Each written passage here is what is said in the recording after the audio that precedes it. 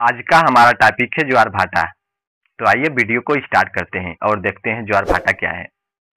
महासागरीय गतियों में लहरें, धाराएं, तरंगे तथा ज्वार भाटा अधिक महत्वपूर्ण होते हैं। इनमें ज्वार भाटा का महत्व सर्वाधिक होता है क्योंकि इसके कारण सागर तल से सागर तली तक का जल प्रभावित होता है। सूर्य तथा चंद्रमा की आकर्षण शक्तियों के कारण सागरीय जल के ऊपर उठने तथा गिरने को ज्वार भाटा कहा जाता है। इससे उत्पन्न तरंग को ज्वारीय तरंग कहते हैं।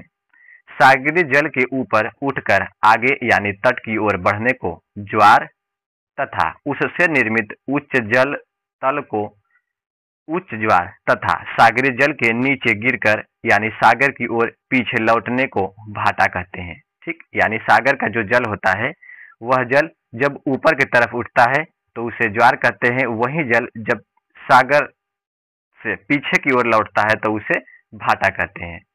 ठीक, और जब यह ज्वार काफी ऊपर तक होता है तो इसे उच्च ज्वार कहते हैं। ठीक, इससे निर्मित निम्न जल को निम्न ज्वार कहते हैं। यानी जब यह ऊंचाई कम रहती है तो उसे निम्न ज्वार कहा जाता है। औसत सागर तल इन दो तलों के बीच रहता है। ठीक, सागर का जो औसत तल होता है इन दोनों तल के बीच होता है, यानी उच्च और निम्न के बीच रहता है। औसत सागर तल इन दोनों तलों के बीच रहता है। विभिन्न स्थानों पर ज्वार भाटा की ऊंचाई में पर्याप्त विभिन्नता होती है। ठीक, कई स्थानों पर विभिन्न प्रकार की इसके ऊंचाई में विभिन्नता पाई जाती है।